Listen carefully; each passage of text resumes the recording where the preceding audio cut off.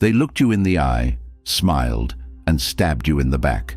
Not once, but repeatedly. You trusted them, and they turned your world upside down. It's time to confront the truth about betrayal. You gave everything, your time, your loyalty, your heart, and in return, they gave you lies, silence, or worse, indifference. Betrayal doesn't always come with a loud crash. Sometimes it comes in the form of a soft smile and a slow, calculated withdrawal.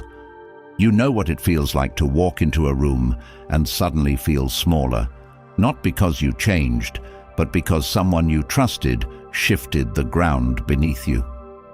This isn't just about being hurt. This is about being broken by those you never imagined would cause you pain. And it's about what you do after the shattering. Today, we don't sugarcoat. Today, we confront. You're not alone in this. Many carry the weight of unspoken betrayal, but most never do what you're about to do. Face it, dissect it, and rise above it. Betrayal isn't just an act, it's a revelation.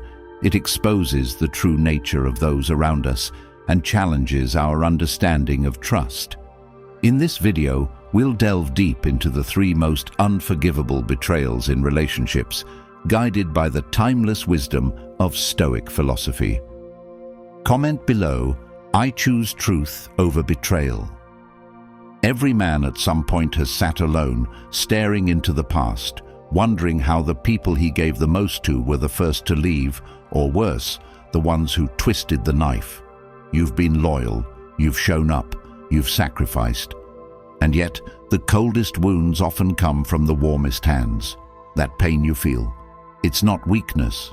It's the shock of a man who expected honor and got games instead. Stoicism teaches us that peace isn't given, it's built. And today, brick by brick, you're going to rebuild your foundation, stronger, sharper, unshakable. Because the world doesn't need more passive men. It needs men who see clearly, act decisively, and refuse to tolerate betrayal, no matter how beautifully it's disguised. If you've ever felt used, lied to, or emotionally drained, this video is your mirror and your roadmap. And by the end, you won't just understand betrayal, you'll know exactly how to rise above it. Number 1. Disloyalty. There's a moment every man remembers, not just a betrayal, but the split second when he saw someone he trusted choose themselves at his expense. And if you've lived long enough, you've felt that cold shift in the room, the silence that says more than words ever could. And in that moment, something inside you changes permanently, not in a loud or angry way, but like a quiet understanding that the version of you that believed in people without proof no longer exists. And if no one's told you yet, disloyalty isn't an accident, it's not a misunderstanding. It's a decision made with full awareness, and if you don't develop the discipline to see it for what it is, it will continue to sabotage your peace, your confidence, your masculinity, and your future. Because what most men never get taught is that loyalty from others only comes after you build unshakable loyalty to yourself. And if you're letting people stay in your life who switch sides when you're not winning, or who speak differently about you when you're not in the room, you're not just tolerating disrespect. You're telling your own soul it doesn't matter, and there's no coming back from that until you decide to raise your standard permanently, not as an act of revenge, not to prove a point, but because you finally realize the cost of letting unworthy people stay close is far greater than the cost of walking alone for a while. And if you're the type of man who thinks cutting people off is harsh, consider this. What's more brutal? Hurting someone's feelings, or living a life where you constantly have to question if your circle is really for you? Because the truth is, if they loved you, you wouldn't have to wonder. And loyalty isn't just staying with someone. It's being for them in all conditions, especially when they're not useful to you anymore, especially when they've messed up, especially when there's nothing to gain from sticking around. And if you're the only one being loyal in your relationships, that's not loyalty, that's self-abandonment disguised as love.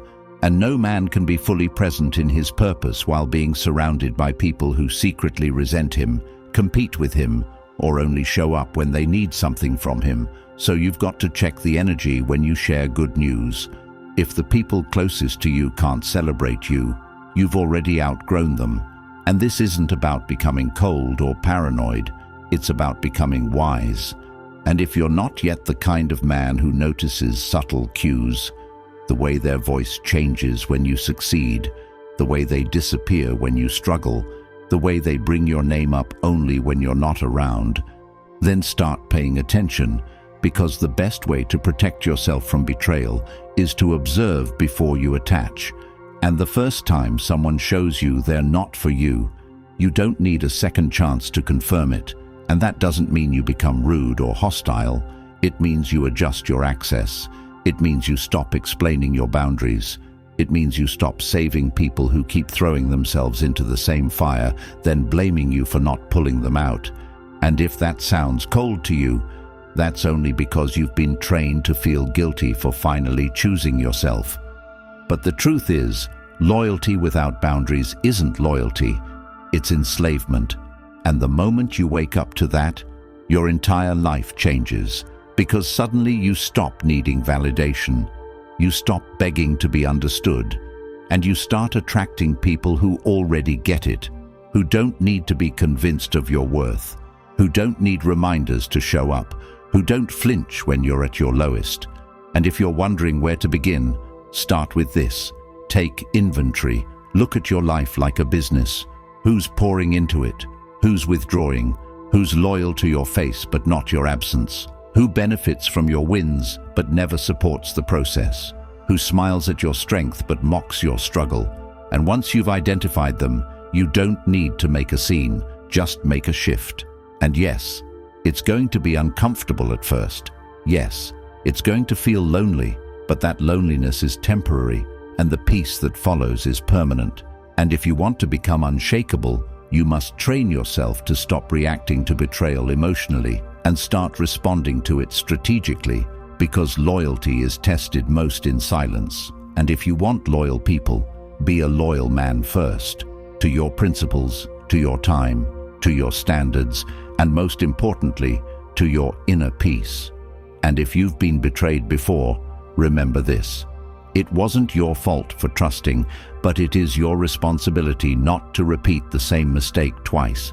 And if you want to stay calm and controlled during the next confrontation, and there will be another, you need to stop expecting people to match your heart and start preparing for the day they won't.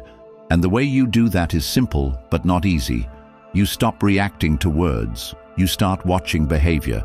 You sit back and let people reveal themselves. You stay silent when disrespected and make moves instead. You look them in the eyes, not with hate, but with the calm confidence of a man who doesn't need closure because he already has clarity. And that clarity comes from a life of discipline, a life where your word means something, where your loyalty is earned, not given, where your circle is built, not inherited. And if you ever feel tempted to confront someone who betrayed you just to get your point across, ask yourself this: what do I gain by explaining myself to someone who already decided I wasn't worth loyalty? Because the truth is, explanation is for those who intend to stay. Clarity is for those who intend to go. And if someone's already shown you where they stand, believe them and keep it moving, not because you're weak, but because you've finally realized peace is louder than drama. And if you want that peace, you need to kill the part of you that keeps giving passes to people who wouldn't hesitate to leave you behind. And if you want to develop emotional strength, start by staying silent when provoked, by showing restraint when insulted, by making moves when doubted, and by keeping your power when they expect you to lose it. Because disloyal people don't just betray your trust, they feed off your reaction. And the most painful realization you'll ever have is that not everyone who hurt you regrets it. Some are watching to see if you'll still come back, and you can't give them that satisfaction. Not if you want to build a life where your energy is sacred, where your focus is protected, and where your loyalty is reserved only for those who've proven they deserve it. And if you're asking where to start, start by writing down what loyalty means to you, then live by it, and most importantly, require it in return. Number 2, deception. There's a kind of betrayal that doesn't stab you in the back all at once, but cuts you slowly with a smile. It's not the blow that hits hardest, it's the one you didn't see coming, the one delivered while they looked you in the eyes, and deception is exactly that. Not a one-time lie, not just cheating or a broken promise, but a pattern of manipulation carefully wrapped in good intentions. And if you're a man who's ever been lied to by someone you trusted, be it a partner, a friend, a family member, you know the pain doesn't come from the lie itself, but from the realization that someone saw your trust as a tool, a weapon even, to get what they wanted, and didn't think twice about using it against you. And it's the moment you realize she didn't just hide something from you. She studied your blind spots, used your love to shield her secrets, fed you half-truths and emotional detours to keep you distracted while she did the very thing you feared. Whether that was texting someone behind your back, telling others things about you she'd never say to your face, or building a secret world where you didn't exist. And while society might try to tell you to forgive, to move on, to understand her perspective, what they won't tell you is that deception rewires your entire sense of reality. And if you don't confront that damage and rebuild it deliberately, you'll start to question your own perception of truth. And that's how you lose yourself, when you start second-guessing what you saw, what you heard, what you felt, because someone was skilled enough to lie without flinching. And the biggest mistake a man makes after being deceived is assuming closure means getting the truth. But sometimes the truth is already in what you felt in your gut the first time, and you just needed the courage to listen to it. And the only way to break free from the psychological grip of a liar is to stop giving them the benefit of the doubt once their actions have already proven the truth. Because the most dangerous liar isn't the one who tells big lies. It's the one who tells just enough truth to keep you confused, who gaslights your memory with phrases like, "You're overreacting," or "I didn't mean it like that," who makes you feel guilty for even asking questions while hiding behind a mask of fake transparency. And you know the kind. The friend who laughs with you while planting seeds of doubt in others. The woman who smiles during dinner while texting someone else goodnight. The family member who hugs you in public but calls you a failure when you're not around, and if you're not paying attention. These people can convince you that silence is peace, and confusion is clarity. And that's where your power disappears, when you start doubting yourself because someone keeps moving the truth just out of reach. So if you want to escape the trap of deception, the first step is this. Believe patterns, not words, because words are the easiest part of the lie. But patterns don't lie. And when someone shows you a habit of inconsistency, secrecy, or blurred stories, that's your signal. And no, you don't need to catch them red-handed or collect screenshots or interrogate their friends, because by the time you're doing all that, you've already lost your peace and given them too much power. And a man rooted in strength doesn't chase lies. He removes liars, not with aggression, but with indifference, not with confrontation, but with quiet clarity. And this doesn't mean you shut yourself off from everyone or become emotionally unavailable. It means you learn to guard your inner circle like it's your life, because it is. And if you've ever been in a relationship where the other person always had just enough explanation to stay out of guilt, but never enough honesty to build real trust, you know how soul-draining that becomes. And it's not just emotional damage, it's mental paralysis, because you spend hours replaying conversations, trying to piece together what was real and what was not. And this obsession with understanding a liar is what keeps you stuck, because the truth is, you'll never understand why someone lied to you unless you share their values. And if you're a man who values loyalty, consistency, and truth, you will always be confused by someone who sees honesty as optional and deception as a survival tactic. So stop trying to figure them out and start figuring out your next move. And here's how. First, set a rule for yourself. When someone lies to you about something small, assume they're capable of lying about something big, not because you're paranoid, but because self-respect demands that you don't reward dishonesty with continued access. And second, learn to recognize covert deception. Not all lies are spoken. Some are in the withheld information, the redirected. Questions, the sudden over-explaining, the timeline inconsistencies, the emotional guilt trips, the constant need for validation. When you ask simple questions, and if you're ever made to feel like the bad guy for seeking clarity, understand that's not love, that's manipulation. And third, build a mindset where peace is your baseline, where no matter how attractive someone is, how long the history is, or how much potential they have, you never compromise truth for comfort, because the cost of that comfort is always clarity. And a man who lives without clarity is always one step away from losing everything. His goals, his discipline, his emotional edge, and even his sanity. And if you've been there, you know how easy it is to fall into the trap of giving one more chance, and then one more, and before you know it, you're tolerating things you once said you'd never accept, not because you're weak, but because deception is slow, subtle, and calculated, and the longer you stay, the more it rewrites your boundaries until you forget what real love, loyalty, and peace even feel like. So if you're reading this and thinking about someone who's lied to you repeatedly, ask yourself, why do I keep allowing them access? What am I afraid to lose? And is that fear bigger than the damage they're doing to my spirit? And if the answer is no, then you know what you need to do. And when you finally walk away from a liar, understand that they'll try to rewrite the story, paint you as cold or unforgiving. They'll say you changed, but let them talk. Because those who lie can't survive in environments of truth. And the more honest you become about what you saw, what you felt, and what you won't allow anymore, the more you'll attract people who have nothing to hide and everything to build.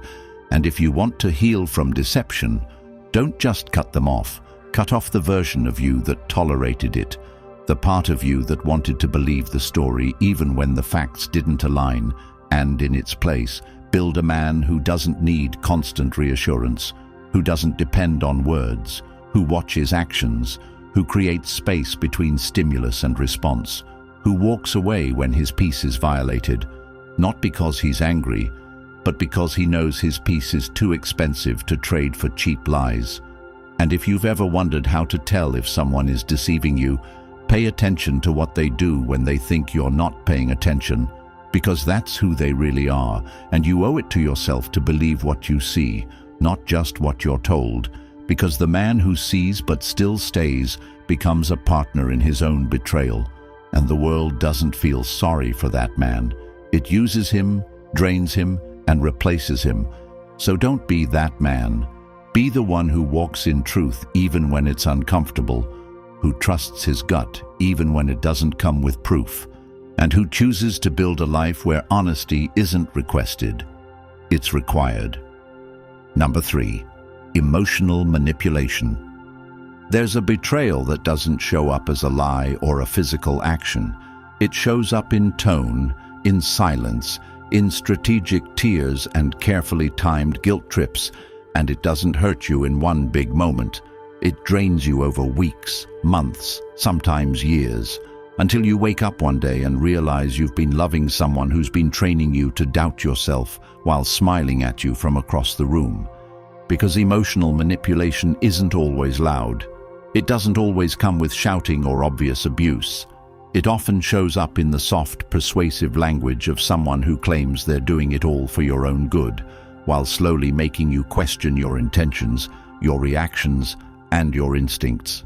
And if you're a man who's ever been in a relationship where the other person flipped the script every time you tried to address a problem, where every issue you brought up suddenly became about your tone, your timing, your attitude, then you've felt the crushing weight of manipulation disguised as communication, And it's one of the most disorienting experiences a man can go through, because when you're physically strong but emotionally confused, you start to feel like your strength has no outlet, like you're fighting a battle that can't be won because the rules change every time you speak. And one of the cruelest parts of emotional manipulation is that it's done with surgical precision. The manipulator learns your insecurities, studies your responses, and begins to push buttons they know will trigger confusion and shame, not to destroy you, but to control you, to create a reality where they are always the victim and you are always on trial, where you're constantly apologizing just to keep the peace, walking on eggshells in your own life just to avoid the next emotional trap. And if you've been there, you know what it's like to say sorry for things you didn't do, to justify boundaries that shouldn't need explaining, to stay silent just to avoid another hour-long conversation where nothing gets resolved and everything gets twisted. And this isn't love. It's warfare disguised as affection, a form of control so covert that you start to feel guilty for even thinking something might be wrong.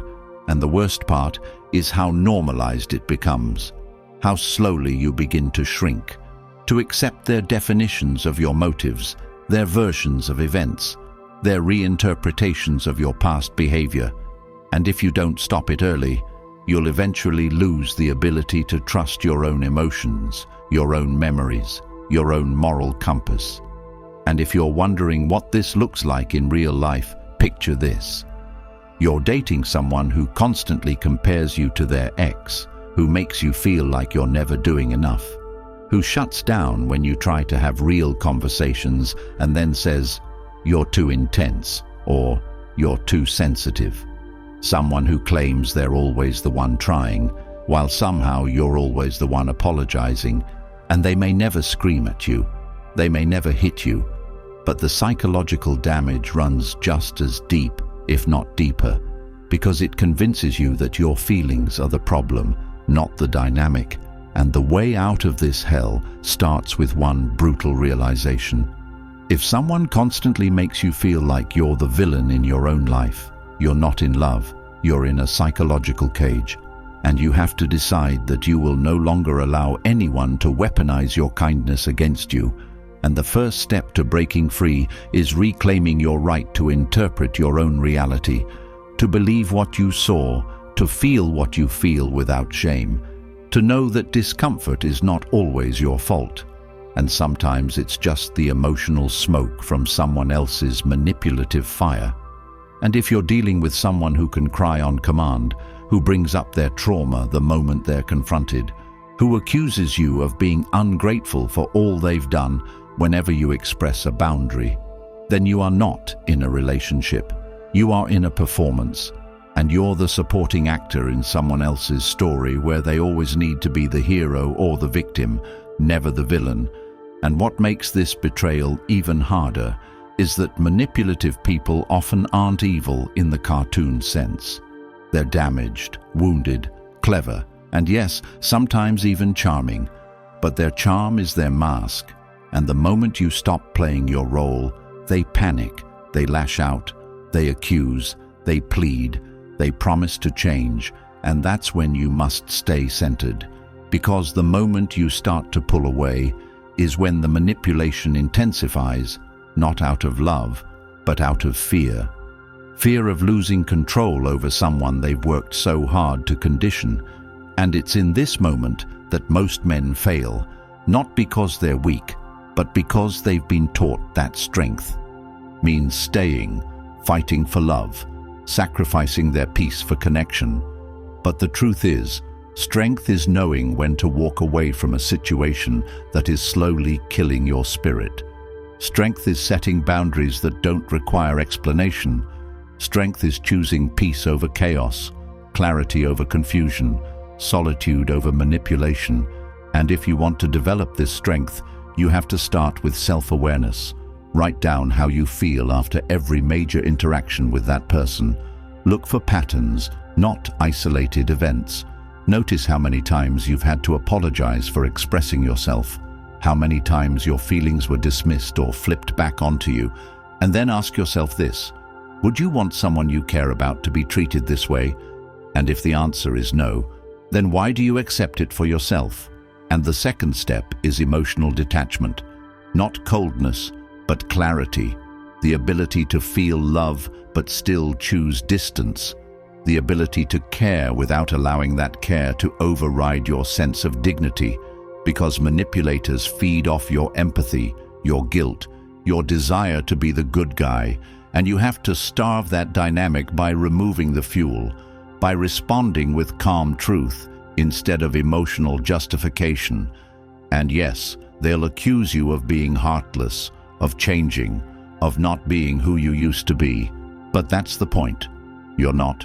You've grown, and anyone who needs you to stay small, confused, and emotionally vulnerable to control you does not love you.